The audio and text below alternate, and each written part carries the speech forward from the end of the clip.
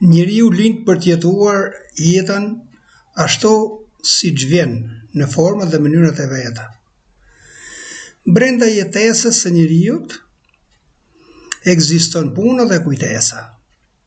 Pra, njeriu lind për ta jetuar jetën në thelb, domosdoshmërisht nëpërmjet punës dhe kujtesës.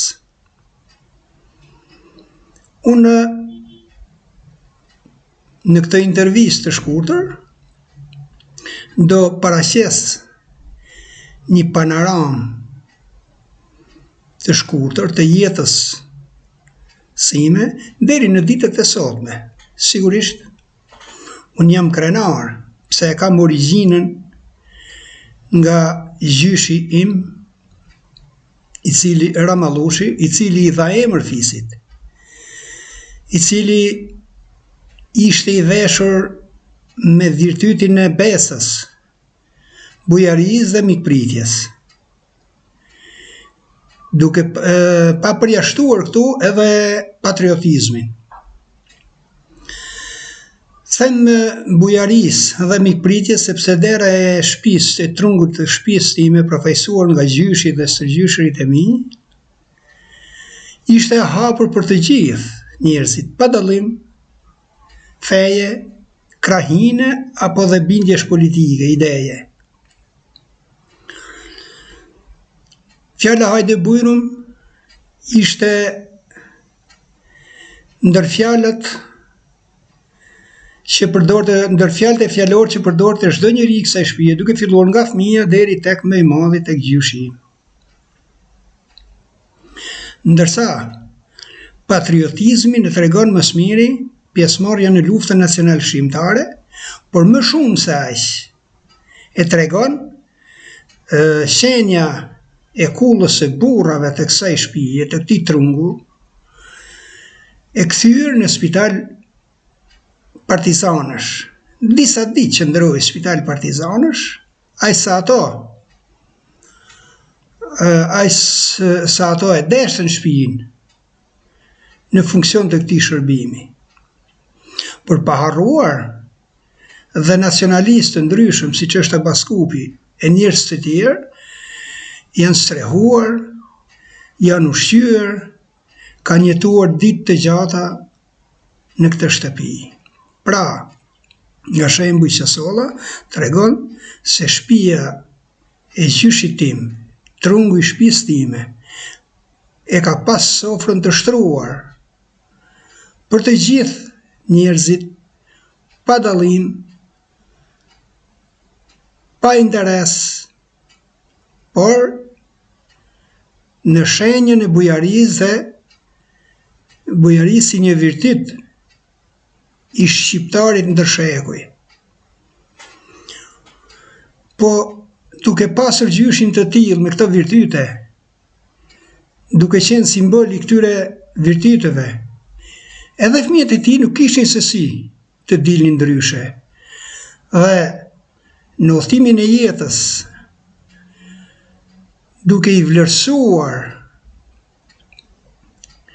këto cilësi të familjes sime, të prindërve të mi,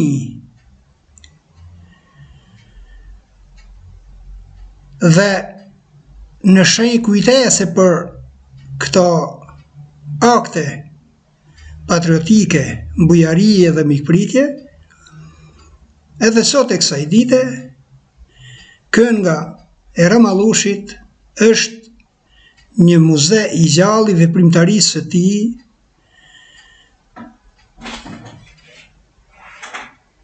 gjatë kohës, gjatë periudhës që ai jetoi. Unë kam që të sjell në këtë intervistë, por jo gjithçka mund të pasqyrohet në një intervistë të shkurtër si kjo. Unë dua të falenderoj, të kujtoj me shumë respekt sakrificat e prindërve të mi, të cilët bën gjithçka, edhe pse ishin vetë pa shkolluar, bën gjithçka duke kursyer nga kafshata e gojës dhe me dërguar në shkollë. Me dërguar në atë shkollë që unë ndroje që në klasën e parë, duke marrë si model mësuesin e klasës parë, ndroje të besha mësues.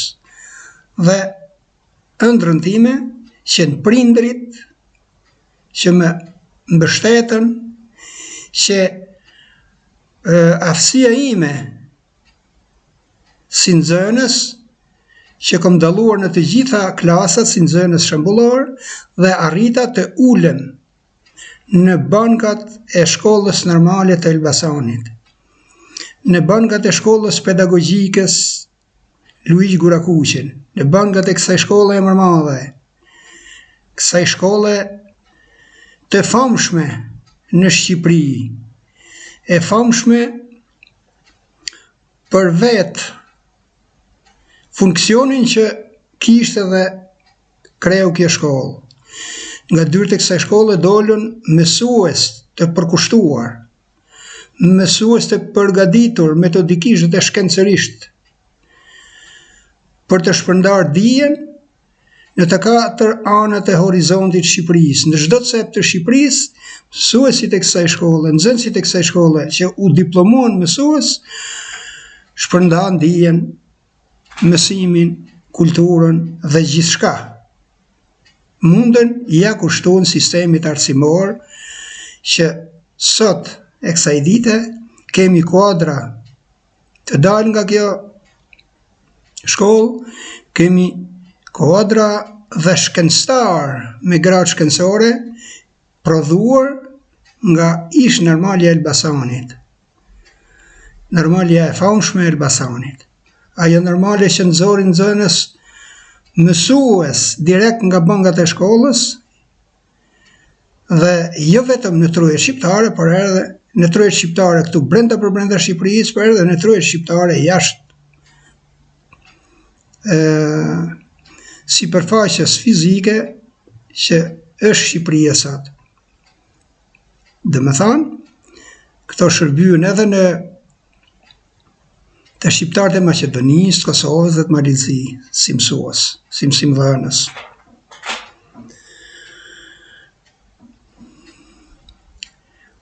Njeriu e jeton jetën sipas mënyrës së tij, ashtu sikur se dhe i vjen. Koha e jetës, ose si themi ndryshe, jeta nuk është shumë e gjallë si periudhë kohore, por nëse njeriu has pengesa ekonomike, has vështirësi, sigurisht do t'i duket shumë e gjatë dhe e pak kapërcyeshme. Kur njeriu nuk ka probleme financiare, ekonomike, jeta është ose i duket e shkurtër.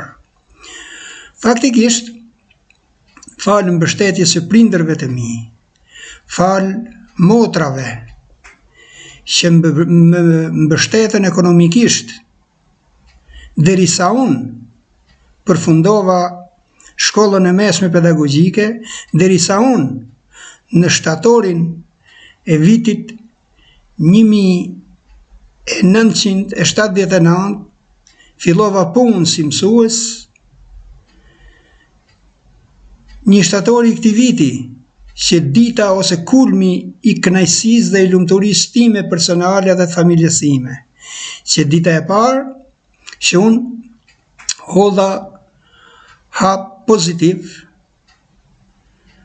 hap që shifte të ardhmen time dhe të familjes time, hap që më shoqëroi 43 vite rresht si mësues dhe drejtues shkolle. Unë pata fatin të isha fëmija i fundit i dy prindërve të mi,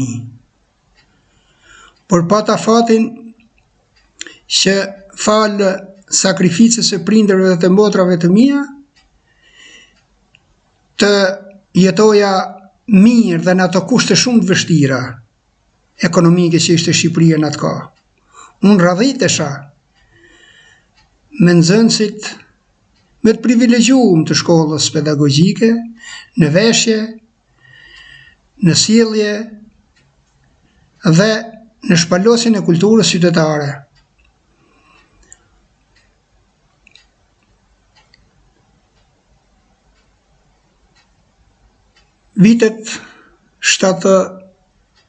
Fundi i viteve 70 shënoi dhe një sukses tjetër në ndërtimin e familjes time. Unë pata fatin të pikërisht këtë vit në fund vitin e viteve 70 pata fatin të krijoj familjen time të shenjtë me bashkëshortë Shpresa Muratin së Shpresa Allushi. Po ne nuk kishim dhe nuk patëm vetëm lidhje bashkëshortore me njëri tjetrin, po ne ishim më shumë se aq. Ishim shok pune, ishim koleg pune. Ne punuam 43 vite pa shkëputje në një shkollë. 43 vite punuam së bashku, krah më krah, në edukimin e fëmijëve, në mësimin dhe edukimin e atyre fëmijëve të fshatit tim, të lagjes time, të fisit tim dhe të trevës time. Kënaqësi dhe krenari për mua dhe ne të dy ishte jo vetëm se ne arritëm rezultate të mira në procesin mësimor gjatë këtyre 43 viteve, por më shumë se aq është kënaqësia e jashtëzakonshme dhe krenari kur ne po jetojmë edhe sot e kësaj dite rezultatet tona në edukimin e nxënësve. Kënaqësia shprehet qartë në takime, në gëzime, në ditë festimesh, në dasme e tjera, ku ishtë nxënësit tonë sulen me shumë respekt, në japin përqafime, në japin buzëqeshje, në japin falenderime. E pra, kjo nuk është pak. Këto veprime janë një shenjë respekti që kemi lënë pas. Këto veprime na bëjnë të analizojmë veten dhe t'i themi vetes se ne I kemi lënë gjurmë të hapura, që fëmijët tonë I lexojnë qartë në këto raste. Sigurisht çdo njeri e don jetën sa më të mirë, sa më të begatë dhe sa më të lumtur.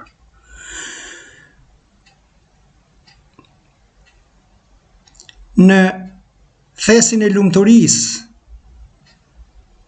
së familjes time,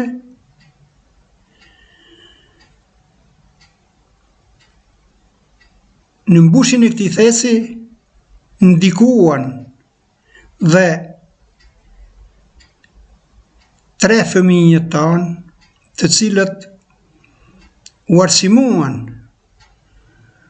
u rritën, krijuan familjet e tyre, por në asnjë çast nuk na munguan ne pavarësisht se situata ekonomike bëri që fëmijët të largohen nga vendlindja, fëmijët të largohen nga trungu familjar, por jo të largohen shpirtërisht, moralisht, por të largohen fizikisht, pa harruar të shohin mbrapa çfarë kanë lënë, çfarë duhet të kujtojnë. Pra,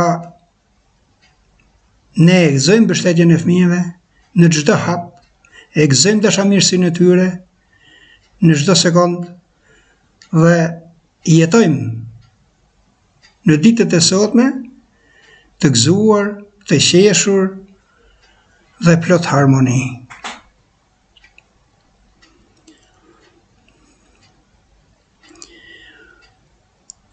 Në fakt, unë kam dhënë në maksimum, bashkë me bashkëshorten time, kontribut, kam derdhë shumë djerës, bashkarisht kemi derdhë djerës, për rritjen e fëmijëve. Por, për vetë, punën ku kemi punuar, ne jemi lodhë mendërisht, e kemi bërë natën ditë, as një ditë kalendarike të kësaj periudhe 43 vjeçare nuk kemi shkuar të pa përgatitur në orën e mësimit. Kjo sigurisht ka pas lodhje mendore, por jo pak edhe lodhje fizike. E gjithsesi, unë e deklaroj që nuk i kam munguar dhe punës fizike, po nuk jam lodh aq shumë sa bashkëmoshatarët e mi, sa bashkëfshatarët e mi, sa shumë kolegët e mi. Sepse i kam pas mundësitë e jetesës, i kam kriju mundësitë e jetesës për të shikuar jo para këmbësh, po diçka më larg. I kam pas mundësitë e jetesës për të radhit me kolegë, me shok, me intelektual të tjerë, madje raste kam pas vepërsi. Asnjëherë me një madhësi, asnjëherë mburrje, asnjëherë përbuzje, nuk kam pas. Këto tre element nuk kanë jetuar në mendjen time, nuk kanë jetuar në shpirtin dhe familjen time, por përkundrazi, unë gjithmonë dhe në kushtet e mia e kam quajtur veten i barabartë me më të dobtin ekonomik. Duke pas këtë parim në vetvete, jo pak njerëz kam ndihmuar në forma të ndryshme që të përmirësojnë jetën e tyre familjare, jetën e tyre shoqërore, të atyre të pamundërve.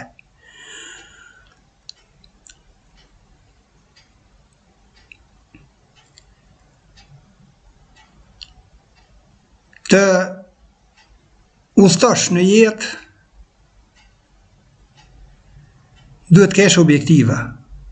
Të udhëtosh në jetë duhet që lapsin mos e heqësh nga dora. Të udhëtosh në jetë duhet jesh njëri me zemër të madhe, njëri i vlerësues, asnjëherë për çmues.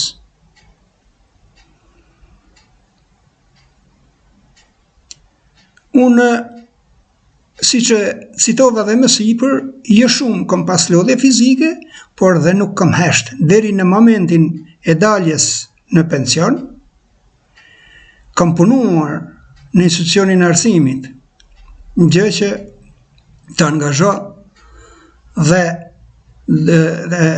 të bën të jesh i domosdoshëm për të punuar, për të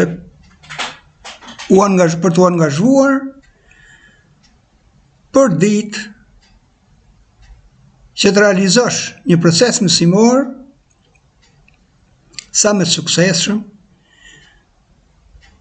dhe sa më rezultativ.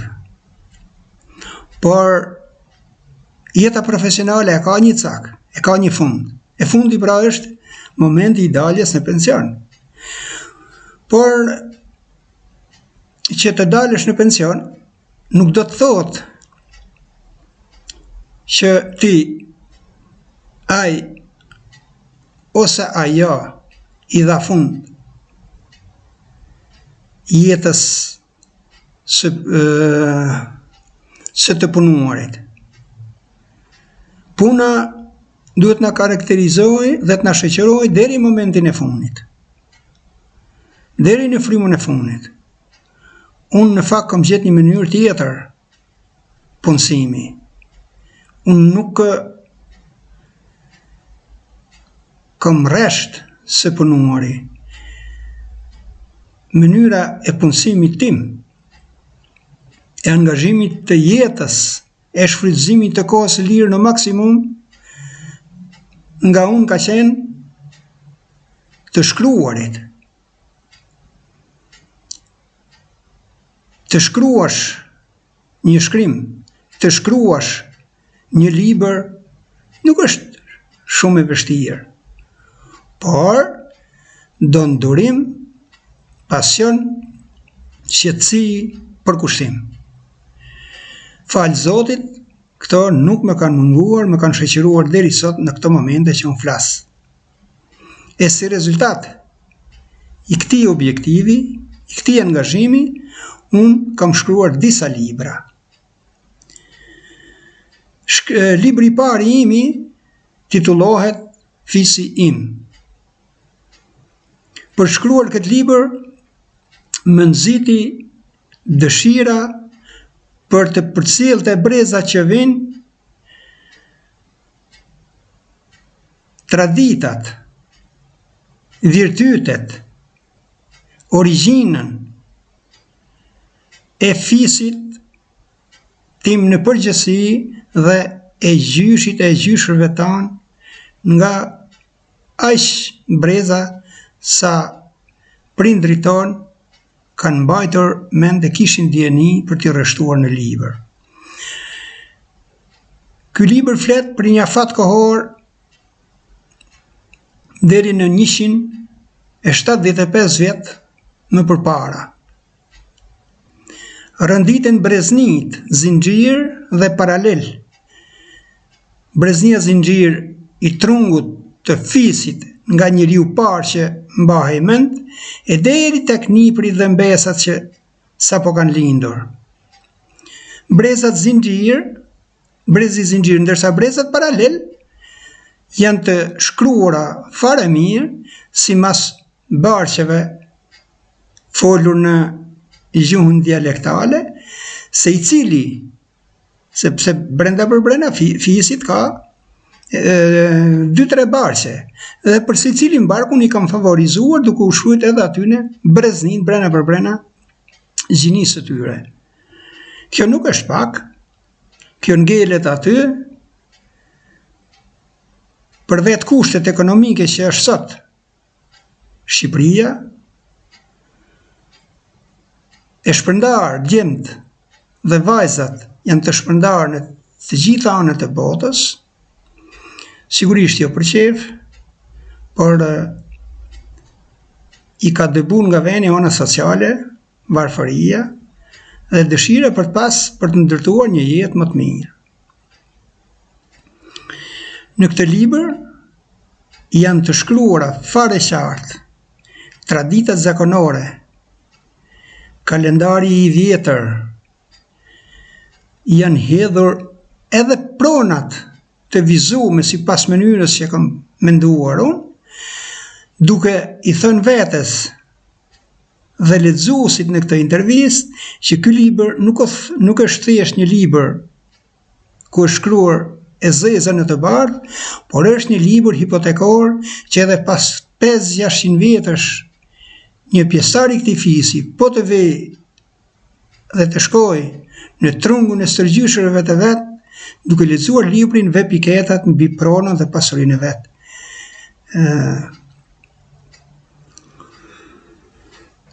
Po kështu, tu flitet mirë dhe për toponime të ndryshme të fshatit dhe të emrave të pronësive. Pra, është një muze i gjallë në duart e antarëve të fisit, ku unë kam lind, jetoj dhe mendoj të lë gjurmë për niprit, stërniprit që do vinë pasues ose pasardhës të këtij fisi. Libër tjetër, ose si themi libri i dytë, është një libër udhtim në përmallësinë e krujës. thash, dhe them përsëri, edhe pas 35 vitesh ndryshim sistemi, në tubimet të ndryshme, në organizimet të ndryshme, dëgjon shprehjen e duam Shqipërinë si gjithë Europa. Vërtet, kjo shprehje nuk është se këto shqiptar, këto njerëz të ndershëm, të lodhur e të varfër, nuk e duan vendin e tyre. Sigurisht e duan, por nuk i ka ata mundësi Shqipëria që këto njerëz të ndërtojnë jetën e tyre, të ndërtojnë perspektivën e fëmijëve të tyre me këta mundësi ekonomike që ka.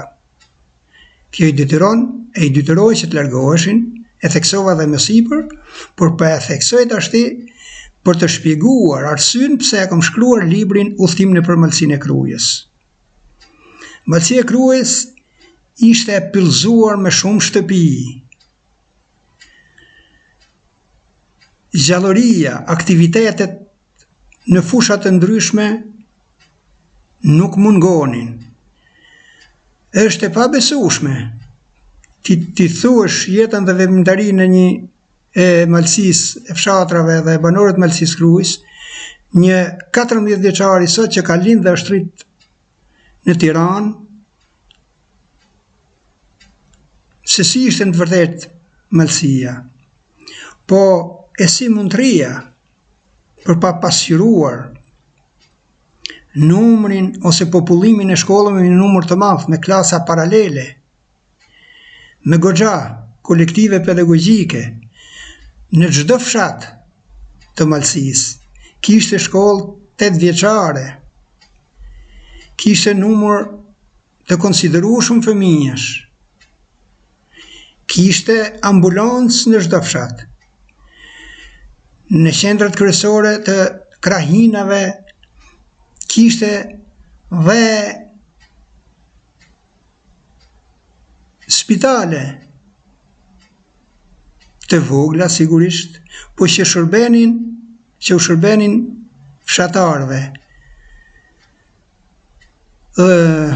Këtu u ndërtu shëndetësia arriti të arri deri në lindjen e nënave në fshatin e tyre, pa pas nevojë të vinë në Krujë, Kjo nuk ishte pak. Ky ishte një sukses i sistemit të asaj kohe. Ishte një sukses sepse i shkonte fshatarit në ndihmë në të gjitha aspektet e jetës.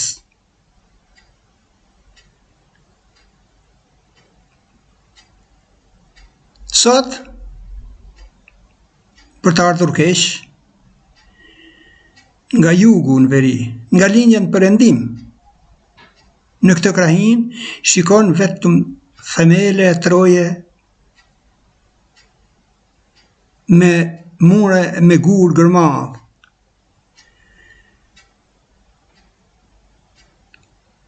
Nuk shikon më shkollat e dikurshme, nuk shikon më proces me simortin e cilësie të lartë si që ishte në atë kohë.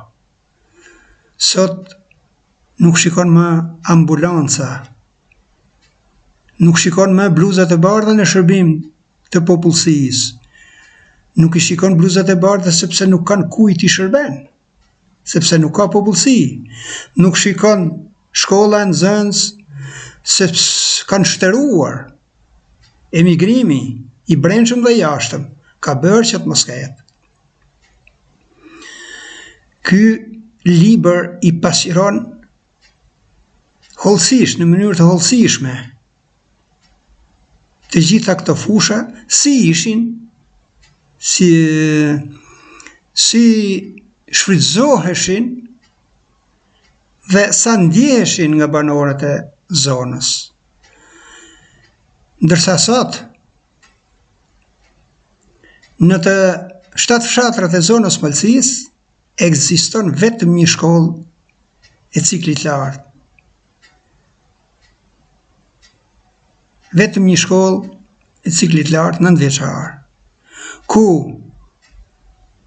fatkeqësisht e pa perspektivë, me klasë kolektive, me pak mësues, kjo të bën jo të shkruash, të bën të mendohesh, pse jo të vesh dorën në zemër dhe thush o Zot, ku ndodhem? A isha në atë Malësi që gumzhit e jeta shkollore, gumzhit e jeta njerëzore, gumzhishin aktivitetet, e tjerë, e tjerë. Pra, ky është libri që i pasqyron gjitha këta. Ky është një libër që fillon e përshkruan të gjithë toponimet e disa emrave të rëndësishëm, emrave të fshatrave. E domosdoshme për të shpjeguar për brezat që vinë. Kjo krahin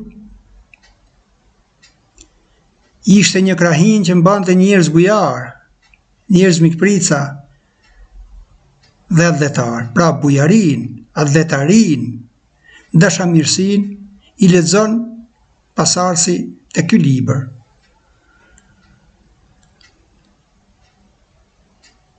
Këtu në këtë libër është pasqyruar edhe jeta organizative e asaj kohe. Është shkruar për njeriu në thjesht, është shkruar për intelektualin, është shkruar për vatrën zakonore, është shkruar për organizimin ushtarak, e tjerë, e tjerë. Vazhdon udha e shkrimit të librave për mu. Më pas, kam shkruar librin Parajsa e kujtesës. Ky fillon dhe mbaron me personazh kryesor që kontribuon me mundësit, me intelektin, me aftësit në shërbim të komunitetit përreth.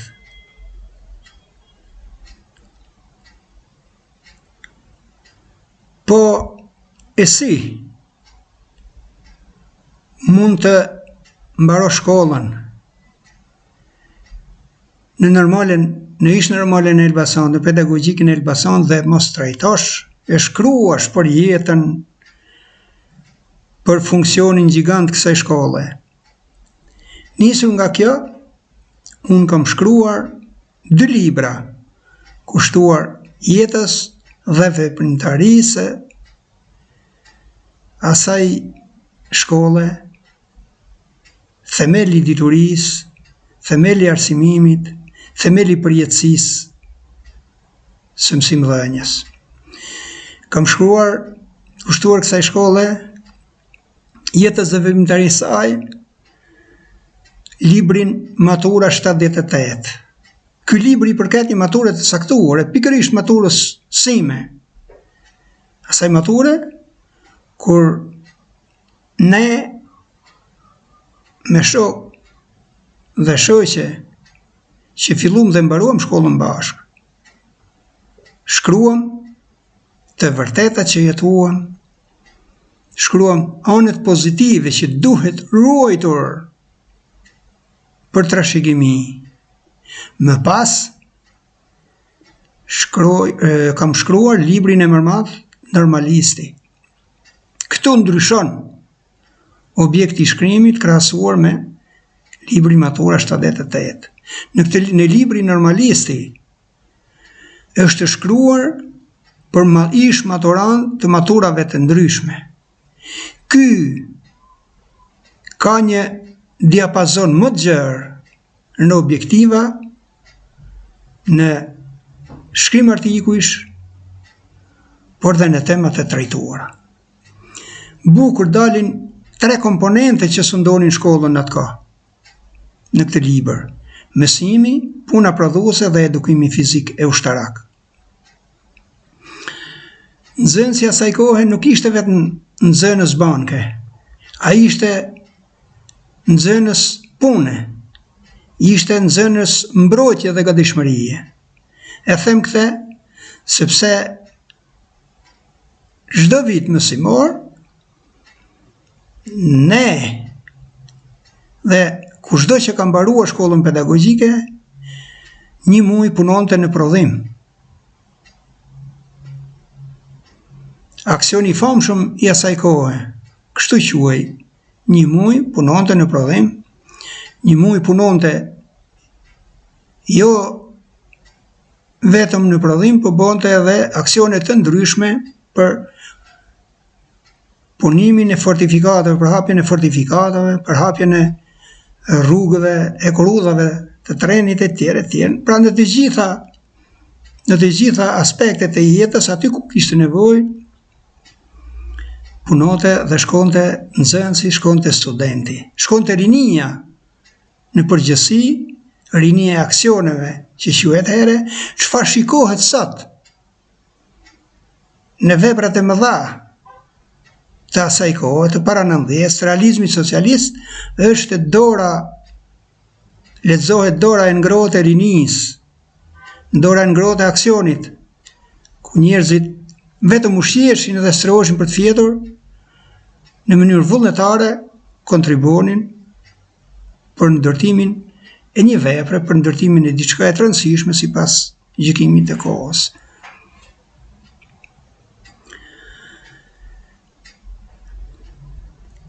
Unë normalisht është libri i fundit që kam shkruar deri më sot, por nuk është i fundit se unë do të hesht. Unë kam projekcione dhe objektiva tjera. Sigurisht që nuk do rri. Sigurisht që derisa të jemi aftë, do të përpiqem të shpalas jetën e sotme për të lexuar nesër, për të lënë gjurmë të hapura për rinin, të shkelin të shkuarën. Forcë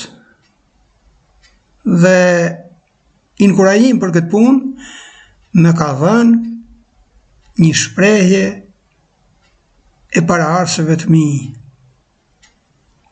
Nëse nuk shikon prapa, nuk mund të ndërtosh të ardhmen. Nëse nuk ndjen dhimbjen e jetës së brezave që shkuan, jo suksesshëm e ndërto të ardhmen. Mund të ndërtosh të ardhmen, por nuk e ndjen. Nëse nuk e ndjen moralisht, shpirtërisht, jeta për mendimin tim është boshe. Unë sot, në kohën e pensionit, së bashku me bashkëshorten time, e ndjem veten të lumtur. E ndjem veten të lumtur, sepse lumturinë e sillin niprit dhe mbesat.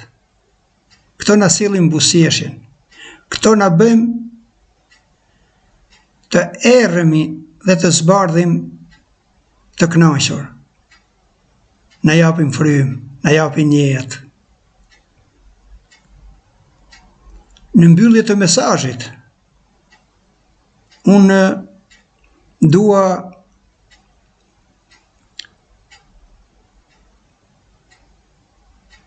në mbyllje të intervistës, unë dua të lënë një mesazh plot vlerë. Çdo njeri duhet ta dojë jetën. Nëse çdo njeri ose secili prej nesh e do jetën, sigurisht që do vetveten, do familjen, do trungun familjar. Nëse nuk je vetvetja, nëse nuk don trungun familjar, nëse nuk don dhe respekton në nivelin e duhur njerëzit e tu, sigurisht je jo mjaftueshëm për të dashur e respektuar dhe të tjerit, jashtë gjinisë, jashtë rrethit familjar.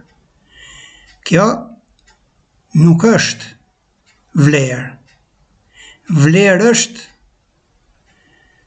të lësh qytetari, të lësh kulturë, të lexohet emri me respekt nga brezat. E kjo bëhet pra duke qenë qytetar në mendime, duke qenë qytetar në veprime, duke qenë shpirt madh në vlerësim. E në mbyllje të kësaj interviste, unë i uroj dëgjuesve të këtij mesazhi, dëgjuesve të kësaj interviste të kenë jetë, shëndet dhe mirësi në familje dhe kudo që jetojnë ata.